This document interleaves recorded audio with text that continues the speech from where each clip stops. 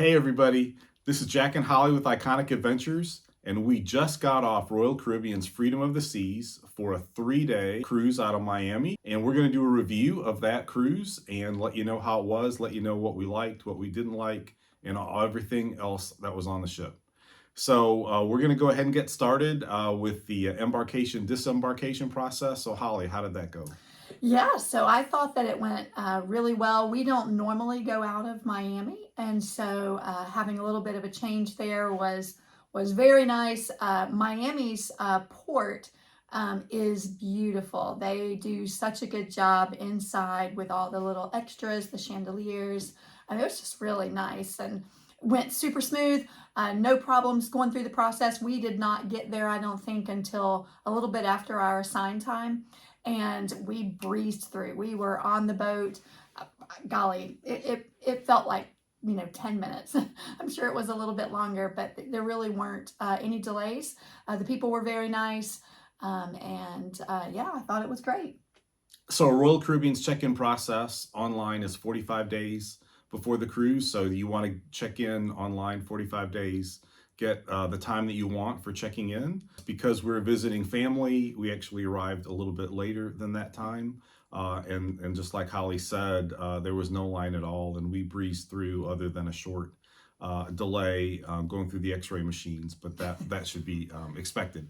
And then we got on and did the muster drill. Literally, we walk on the ship, we get directed to the muster station immediately. They check us off, and we're done. I don't even think we paused. I think we just literally walked through, waved, gave showed them our card, right, maybe, and then kept going. So really, genuinely, there was no delay. Yeah, Royal Caribbean, they invested in that particular terminal in Miami, and that was finished in 2018. So it's still pretty new, still looks really fresh. Obviously, our goal is to get through the terminal as fast as possible. But, if you get there early, for whatever reason, because of your travel plans and you need to hang out for a while before you can get on the ship, it's really beautiful. And so we enjoyed the quick breeze through, but it was really, really nice. And compared to some other ones that we've been to, which was more like a warehouse. So that was really great. So good for Royal Caribbean for that. All right, so embarkation, disembarkation was really smooth. Disembarkation, we literally just walked off the ship, and that was nice. All right, so moving on to the ship, right? The Freedom of the Seas, the largest cruise ship in the world from 2006 to 2009. So a number of the ships since then have gotten bigger, but Freedom of the Seas is still a pretty good sized ship, and that means there was a lot to do. And so, for us, we're not rock climbers, so we're not doing that kind of thing. We didn't check out the water slides either, but lots of activities for lots of ages.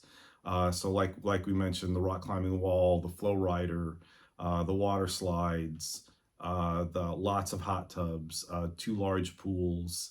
I think this ship only had one flow rider, from what I recall. Yeah. Lots of things to do on the ship. The mini golf up at the very front of the ship, the game shows, the live music. We enjoy live music on cruise ships. Royal Caribbean does a nice job with the live music. They also do music out at the pool. So if you enjoy sitting outside like I do, there's usually, if there's not, some type of just canned music, there will be a band or some type of entertainment. All right, so moving on to the cabin. What did you think about the cabin, Holly? So we intentionally chose a cabin style that we had not stayed in before. And this one was the, I don't know if it's called the promenade porthole, but it's an interior, so you're facing, the inside of the ship, but an enormous porthole.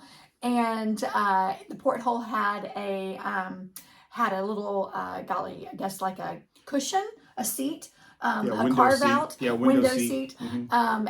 I enjoyed that very much. I think you did too.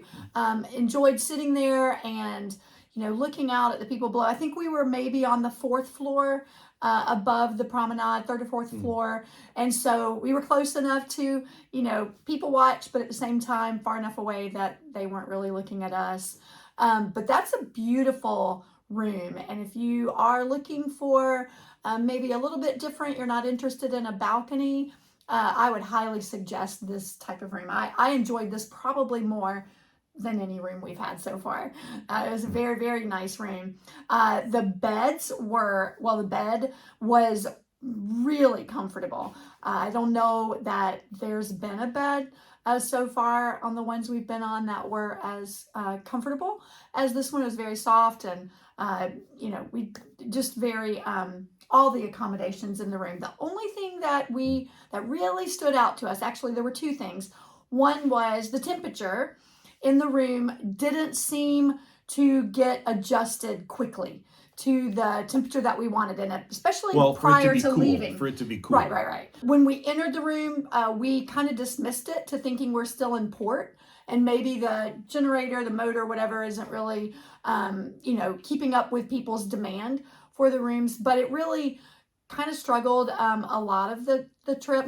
It was not warm by any stretch. It's just not to what I wanted it to be, which is usually about 63 when I'm in the room at night. So that was probably one downside, but again, not something that would make me not choose that ship or not choose that room again.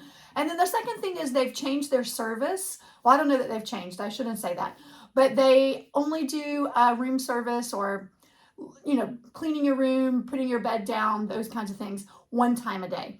And so that was a little bit of a surprise. In the past, they've come in maybe 2 to 3 times just to make sure the room is tidy, to put your bed, down, put your bed up, put the cute little, I guess artwork that they do on the bed. So that was a little bit of a difference. But they were super nice. The staff that cleans the room, that comes into the room, that takes care of you, are absolutely superb. They are wonderful. So the itinerary. So we went out of Miami, as we mentioned. Our stops were Nassau and Perfect Day at Coco Key. And so Nassau, we stayed on the ship, enjoyed a really, really nice day. It was a beautiful day after the sun came up. Enjoyed the sun deck around the pool, pretty much all to ourselves. Had a really nice Mexican lunch from El Loco Fresh. Saw the belly flop competition from a really good spot. So we had a really nice day, and then we really enjoyed Perfect Day at Coco Key. A really, really beautiful place, great relaxation, nice food, lots of activities to do. So really good itinerary. Again, for a short 3-day cruise. Anything you want to add to that, Holly? No, I don't think that there is a scenario where a perfect day at Coco Key cannot be anything but perfect. There's so much space on this island that there are so many different things that you can do. We played life-size, I think we played life-size chess. We played life-size Jenga. We played, was it pool? It was pool with soccer balls. We played pool with soccer balls, watched some volleyball.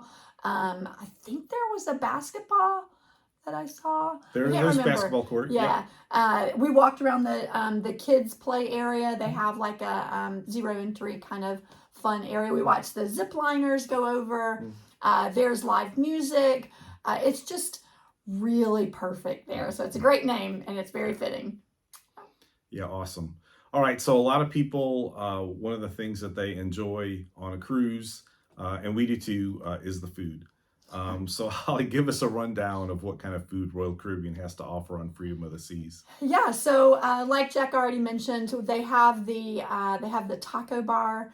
I think it's called El Loco Fresh. The difference in this one is it's on the pool deck. And so I think there's been a scenario in the past where there's a Mexican restaurant on the ship, but it's more of a sit-down kind of restaurant. This one is, like a buffet go through. It was very good. It was a nice change from, burgers and fries and that kind of thing. So we enjoyed that, and apparently lots of people enjoyed it because it always had a line. But it moves very quickly, so you never really were standing there for a long time. The main dining room is probably our favorite.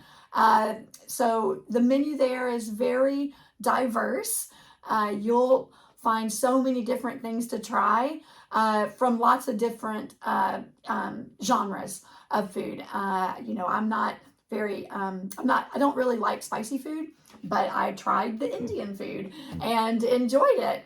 The wait staff is they're just so incredibly amicable.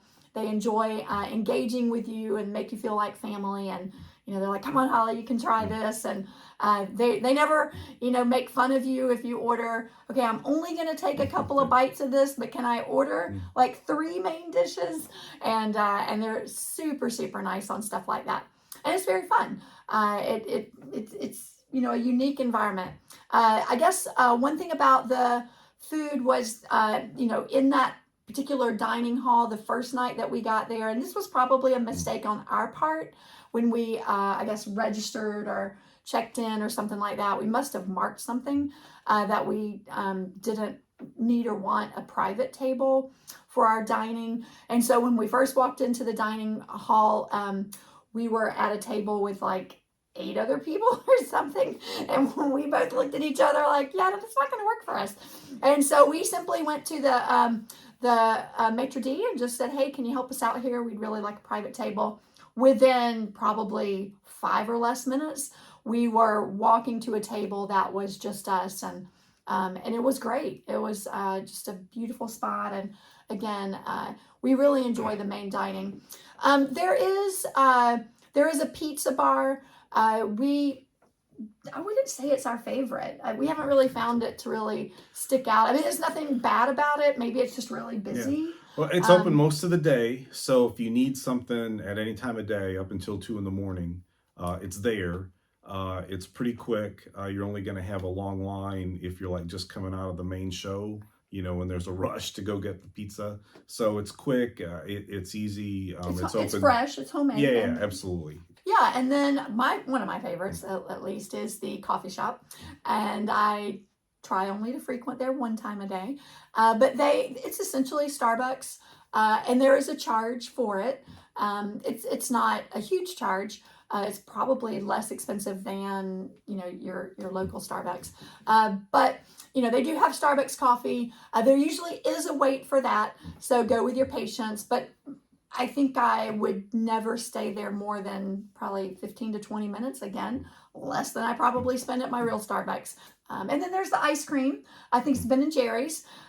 We actually have not gone in there and ordered anything. There is an upcharge to that. But it is a favorite to a lot of the people on the ship. So you see them being very busy. So, yeah. And so we did not do any of the specialty dining on this particular trip. So we're not going to comment on it, but just know we're sure that it was great. Just know that on the ship you've got Chops Grill, you've got Italian, which I think is Giovanni's Table. You've got Azumi, which is the hibachi. So you do have a few specialty dining options.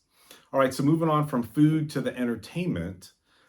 So the entertainment on the cruise, Holly and I really enjoy the live music. And so the main places that we went to for live music was the Schooner Bar, which is your very typical piano bar. So when the piano player was not making fun of the people that were going by, which I have to admit was humorous. Until it was pointed at you. Yeah. Well, it's not so humorous. Right. So. They're not laughing at you; they're laughing with you, right? No, they were laughing at us. So that definitely was part of this particular guy's shtick. And if you go on a few cruises, you do pick up on that the piano players will have some little gimmick that makes them different. And this guy's thing was making fun of people that walk by. And we went to another entertaining venue, which was I don't know what it's called, but it's the Bull and Bear, yeah, there you go. Which Thank is you the very English much. pub that's Right. on the promenade Yeah. walkway. So they have live music also. They had a guitarist. That's right. kind of traditional. They have a guitarist on each ship, and he was very good. We enjoyed him, and so enjoyed sitting in there. And then there's the Latino music, which is also a live band. We did go through there a little bit. They are much more energetic than maybe you and I are. So they're dancing until the wee hours of the night. So we we do a little bit slower pace. So the English pub is more up our alley. And then the entertainment in the main theater is another place. And we thought that this particular theater was laid out very nicely. The seating was very accommodating. Never struggled to find something that worked well for us. We tend to like the balcony around the first row, kind of over on one of the sides. It's a good angle, and we really enjoyed that. So, yeah, so they had their musical was Once Upon a Time, which was a little twist on the Brothers Grimm fairy tales, where it was like, what if it happened this way kind of thing. And so they went through a few of the fairy tales and in kind of a lighthearted way, and so that was fun. And then the comedy duo that they had, the two brothers, were really good. I mean, we were really cracking up. Probably one of the best comedy routines we've ever seen on a cruise ship. Anything else on the entertainment, Holly, that we need to cover? The belly flop contest. So that's really my favorite. That's your favorite. Full disclosure. Yeah. So I, stake out my spot on the pool deck early in the morning. I pretty much do that every day just because I enjoy sitting in a certain spot and being able to see the music, listen to the music, catch the breeze. That's an important when you're laying out in the sun. But also really want a great view for the belly flop contest. And they just get people from the audience that you would think that they have a big belly, but a lot of them don't. They're just very skinny little guys that aren't going to make a splash, but they make it fun. And then I think the one last thing to cover on entertainment was in the Star Lounge, which is like the really big venue that's a nightclub. That lots of game shows, the silent disco, which is a pretty popular thing that Holly likes, and then the game shows as well. The game shows were pretty well done. Really well attended, and so you had a really lively audience going on. I think we got Finish the Lyric. I think we got some video of Finish the Lyric, and that was pretty hilarious. So I would highly recommend that one. All right, so that was kind of the different categories that we wanted to cover on the cruise. So overall, Holly, what did you really like, and then what did you maybe not like quite so much? Yeah, so what I really liked, again, was the room. I thought that the room on this ship was really good. I like Royal Caribbean. I feel like they do a really good job of welcoming you, of making it very customer friendly. Their staff, not one member of their staff is in any way, troublesome. They make you feel like you're part of their family. They'll tell you about their family and, all those things. So we really enjoy Royal Caribbean. Probably a couple of things that I didn't like. We don't like that there's a lot of upcharges. We enjoy being able to have an all-inclusive type of scenario. And so, that's probably one of the things that's a little discouraging and a deterrent from Royal Caribbean. Another one that I didn't like on this particular ship, but to my understanding, a lot of ships are going to this model as they're building new ones, which is the track on the on one of the lower levels. They've now made it a walking track instead of a jogging track. But if you look at their jogging track up on the top deck, you're lucky if you can walk on it because it's very, very narrow. It's a little slippery, and with the wind and things, that you really can't get a run in there. And we like to when we go on the boats, we really like to be able to get up early and get a run in. You tried to do some of the running on the upper one. I did. And kept bumping into people. It's an obstacle course. Yeah. And it's narrow, just like you mentioned.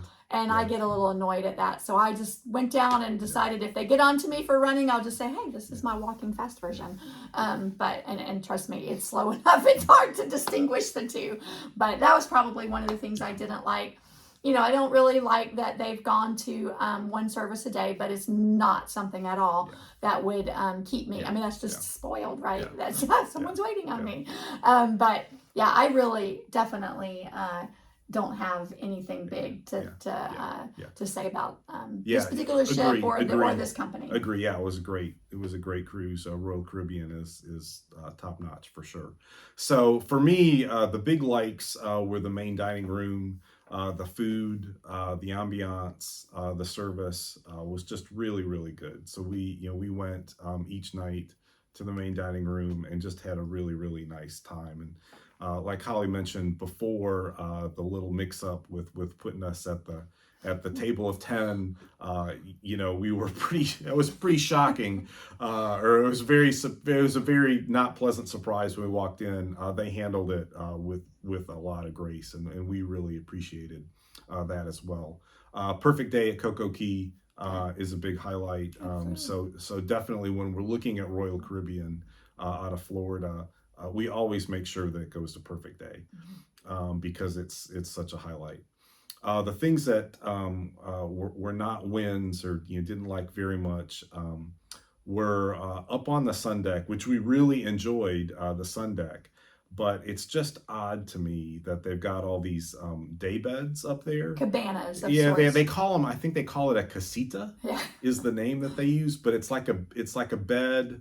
I mean, it's nothing more than a bed with shade is really all that it is. For like $150 a day, and they never get used because Royal Caribbean, if you're listening, it's $150 a day. But other than that, really really great trip. Definitely would recommend the Freedom of the Seas. We would definitely do that. Definitely recommend Miami Port. Yeah. Everything was great. All right, awesome job, Holly. And so thanks everybody for listening to this review of the Royal Caribbean's Freedom of the Seas. We would greatly appreciate it if you would subscribe to the channel, like the video, comment on the video, share the video. We're a relatively new channel, looking to do more and more videos, and any support that we get will really help go a long way to make the channel successful. So thanks everybody. Bye-bye.